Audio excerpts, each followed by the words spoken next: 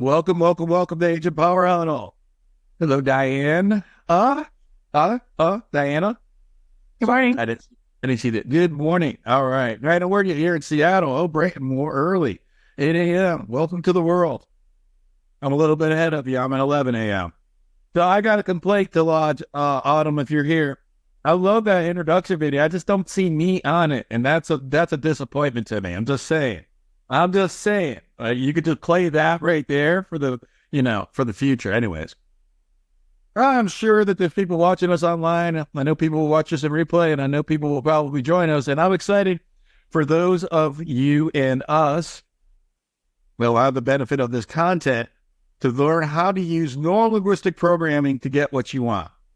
So if you're like most people, most real estate agents, where you have maybe some sporadic closings, or maybe like 1 month you have 2 or 3, and then the next month, nothing.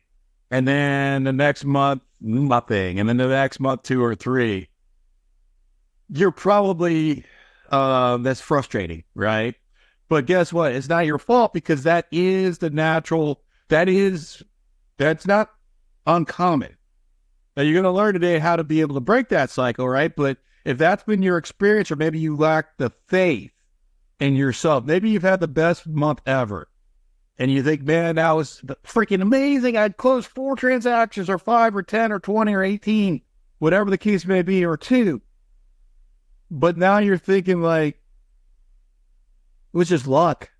And you're doubting yourself, and you're lacking that faith, right? And you're like, can I redo that again, right? Or maybe you're thinking like, how can I gain consistency in my business? Then you're in the right place. I just want to let you know, like, today we're going to talk about that, right? Now, I got my real estate license. So my name's Dan Rochon, and I've done a lot of cool things in real estate. I wrote a book, Real Estate Evolution. Normally I have a copy that to hold up here. But hey, just Google it, get your copy. I have owned a Keller Williams Realty franchise for 10 years.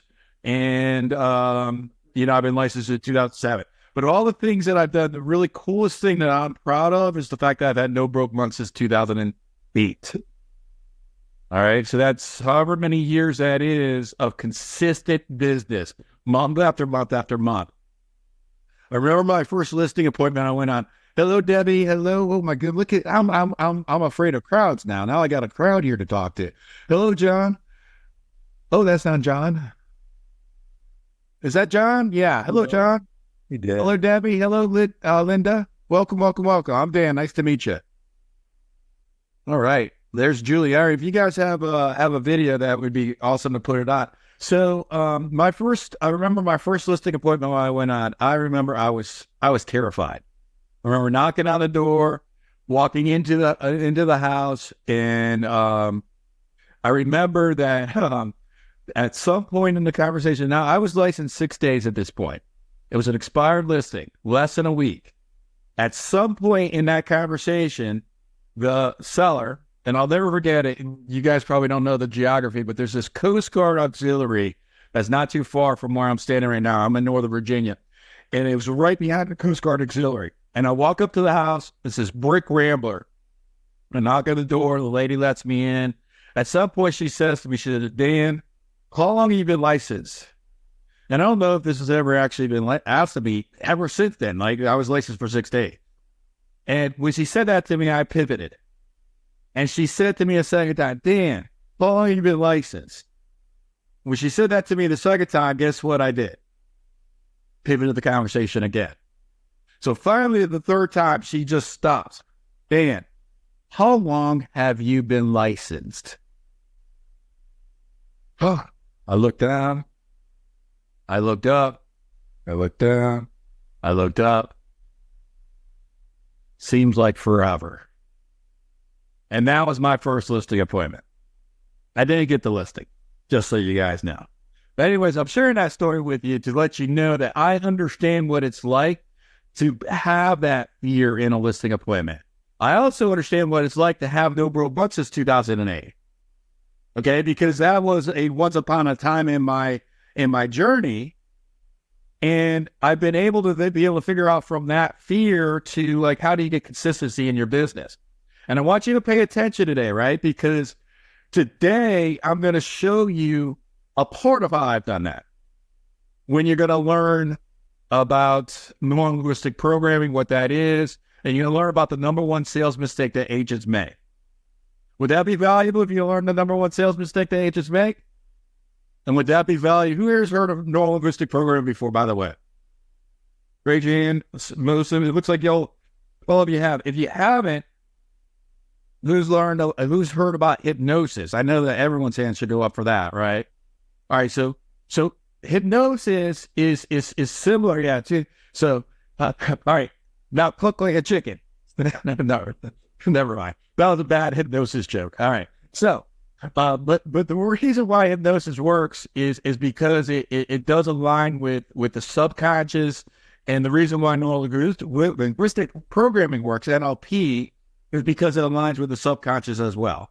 Okay, so these are the components, and you're going to learn more about that, right? So let's start with NLP, and then we'll bring it over into the number one sales mistake, and then we'll wrap it all up, because I only have like 23 minutes with you. Is that correct? We go till 11:30, Eastern, 8:30, 11:30, whatever it is. All right, so what is NLP?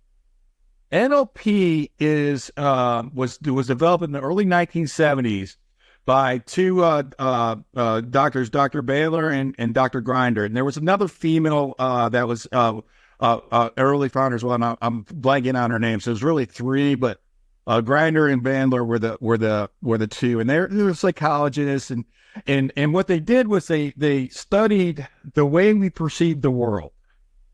Okay. And so this is really important for you to understand as a sales agent for a couple of different components, because internally, this is impactful, and externally, this is impactful. And so if you sat there and you just said one definition of NLP, it could be that it's a study of subjective experience. So write that down if you're taking notes. So NLP is the study of subjective experience. Now, what is the word subjective? Because I remember years ago in my first NLP class, I think I went to I was there like 3 or 4 times, and the instructor, he kept saying subjective, subjective, subjective. And that's like one of those words, like in real estate, when you hear the word fiduciary, where you're like, I think I'm supposed to know that word, but I'm too embarrassed to ask what it means. So for me, I didn't know what subjective meant. So finally I raised my hand, like, hey, what does subjective mean? It's like the 4th or 5th class. And so here's what subjective means. In case if you're that person's like, I think I should know what that is. So if you think about, like, right now I'm holding up a black Sharpie magic marker. Objectively, this is a magic marker. We can measure, we can determine, and we can all agree that this is a magic marker. Would you guys all agree with that? That's objective. Subjective would be, this is the best color black I've ever seen in my life. This is the best magic marker you could buy for the money. Okay, so subjective is an interpretation. All right, and that's the difference between objective and subjective. We're going to talk more about that here in a few minutes. The second definition, right, or a second definition, there's many definitions, but a second definition of NLP that I want to give to you is that it can also be the study of excellence.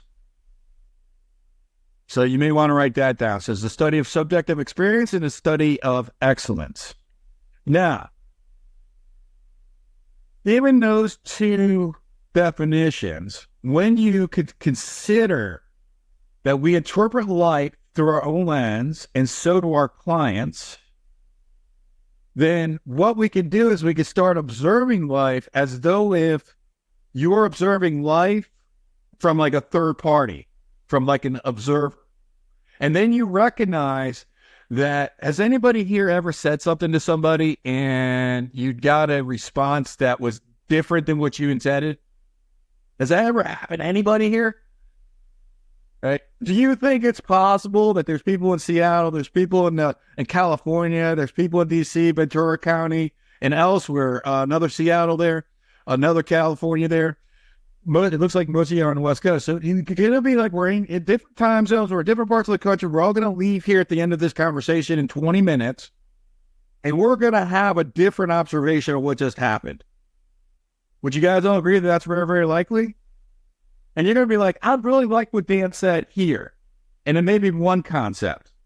And another person be like, I don't know. I don't know if I really understand what that was, but here's what I got from it.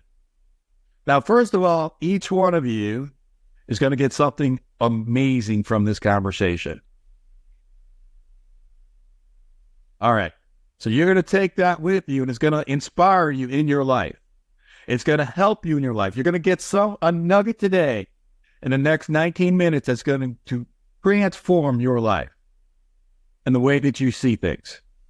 So now we go through a subjective experience. So I just gave you an example. There's however many people are here right now, and we're all going to leave here. We're going to get something different.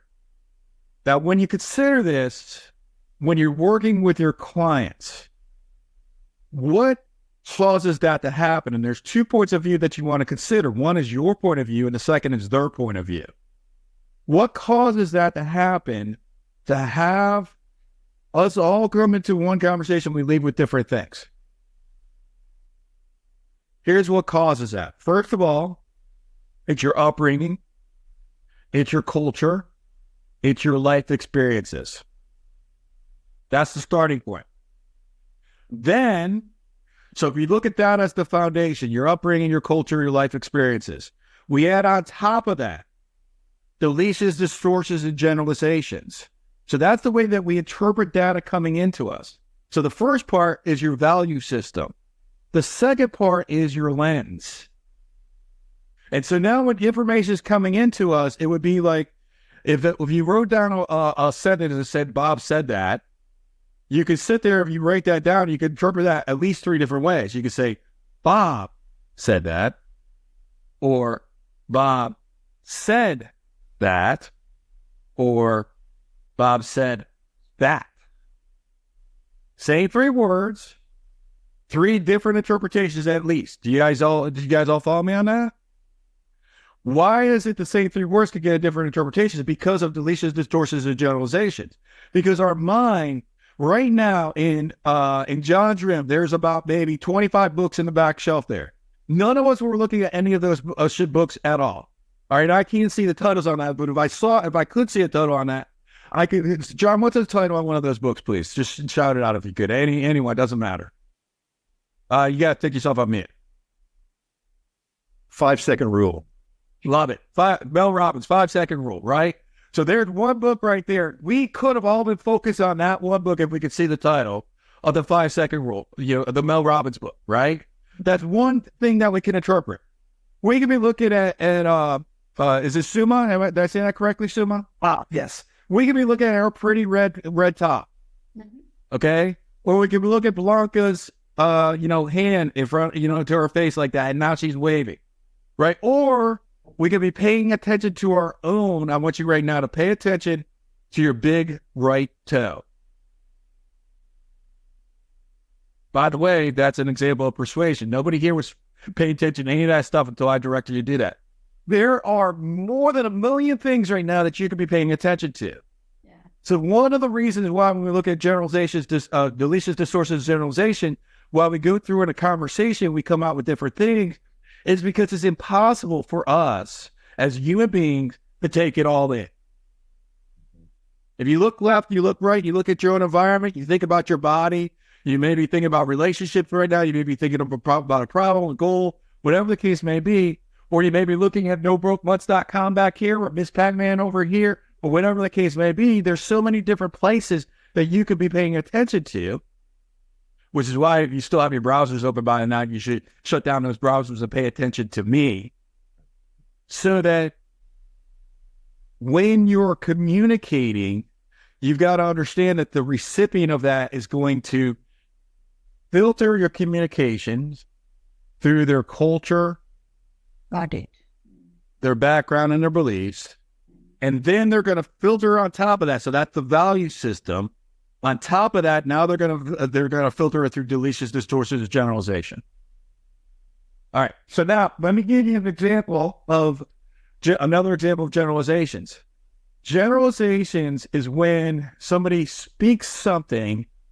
so that the other person can fill in the blanks.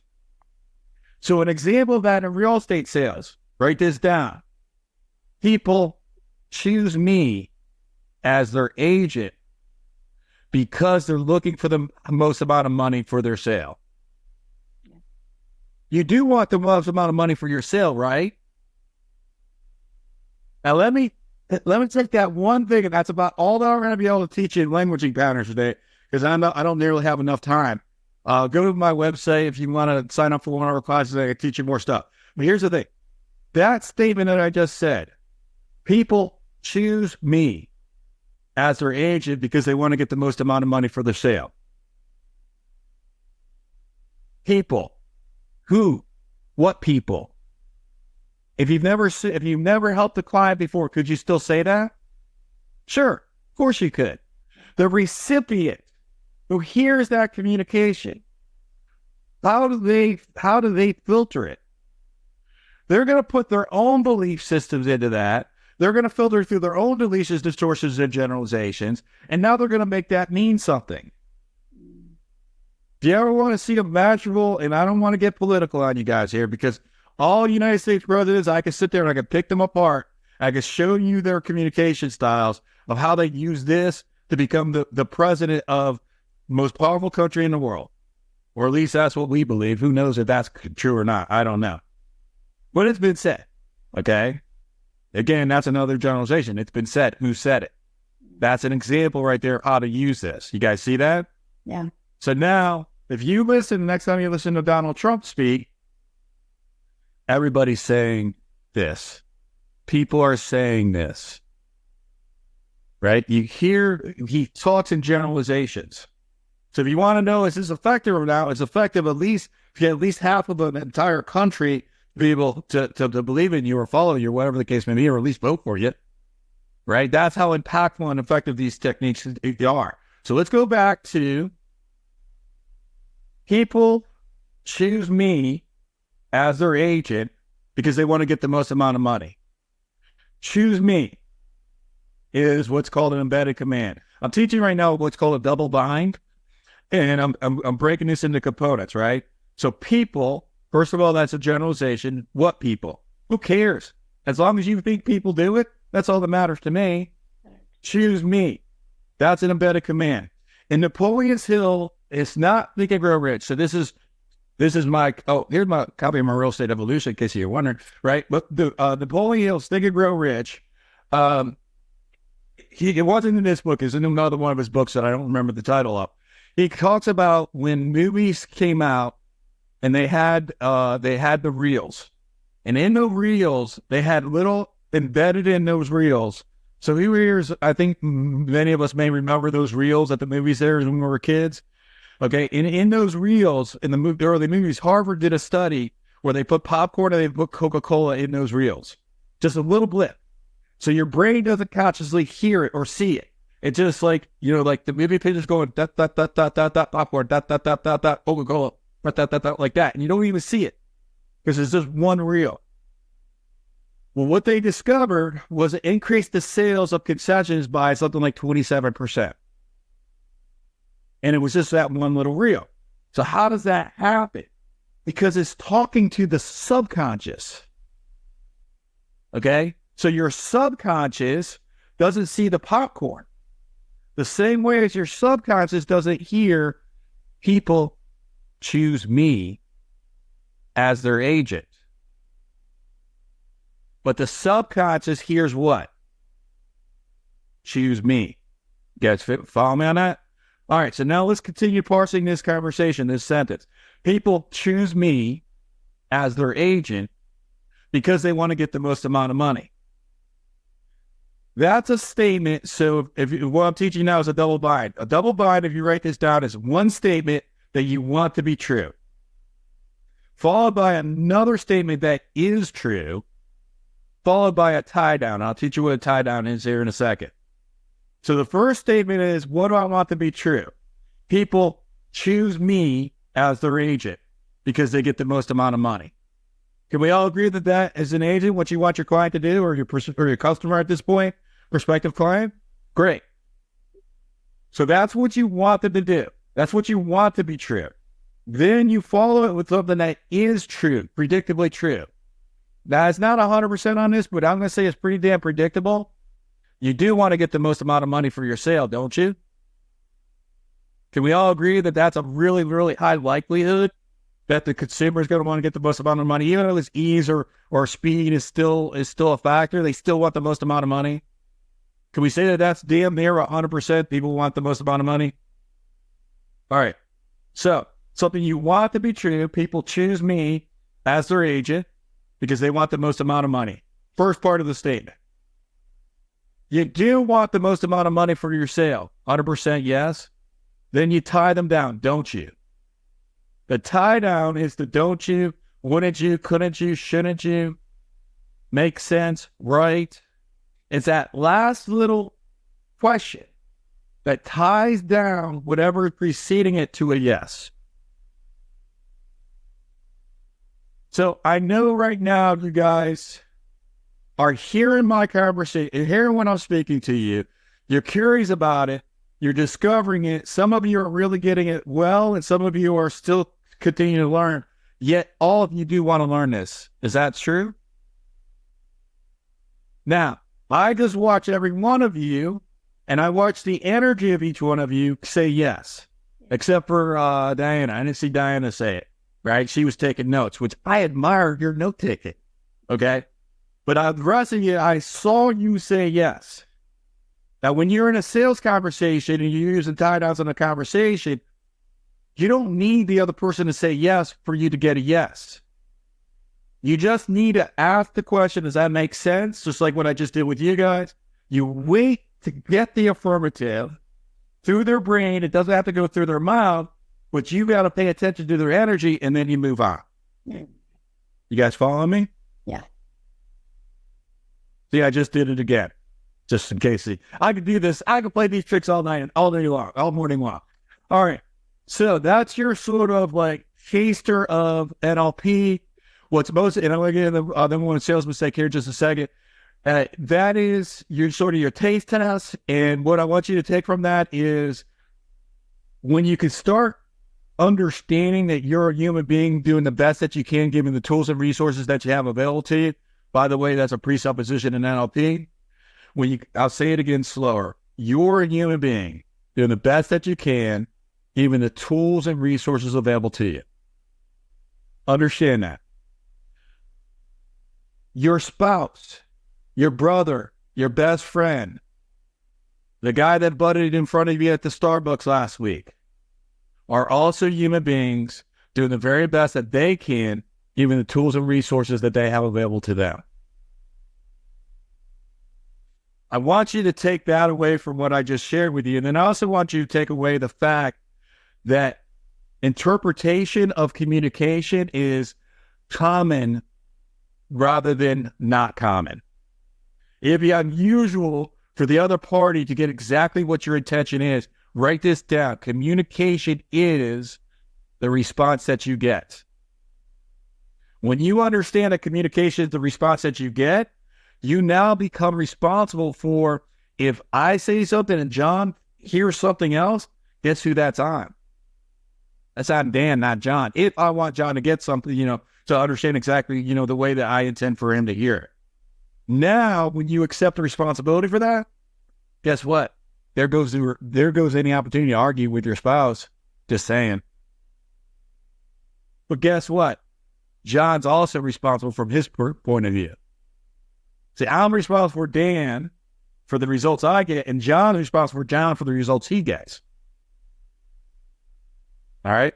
So if we teach people to take responsibility for our communication, and we just teach ourselves at the very least, you'll make more sales. Let me talk briefly about the number one sales mistake. The number one sales mistake, and I have studied over the last 20 years, I spent $1 million on my own education, coaching, seminars, classes. I spent more than $1 million on people that I've led throughout the years, either with brokers that I've led or whatever the case may be, people that work with me. $2 million of education, 20 years of observation. And during that time, I would say the number one mistake that I see people make in sales is not good enough. That could be a version of I'm not good enough, which is the worst, but more likely it is a version of, Dan, I'll start making sales when I know the process good enough. I need to build my website first before I even go and ask somebody to hire me. I need to be able to know how to take a listing appointment before I go on a listing appointment, because my presentation is not good enough. My website's not good enough. My business card's not good enough. My skill set's not good enough. I'm not good enough. When you recognize that that's bullshit, said with an emphasis, now you can then become the person who you want to become. So I'm going to ask every one of you. Go ahead, John. Oh, Dan, what you're saying is don't let perfect be the enemy of good enough. So don't let anything be the enemy of good enough. Okay. For some, it's perfection. For some, it's fear. For some, it's self-worth. There's a lot of different things that get in front of good enough. Okay. For some, it's perfection. That's probably true for you, if that's what you just said. Looks like it may be true for Debbie. But here's the thing.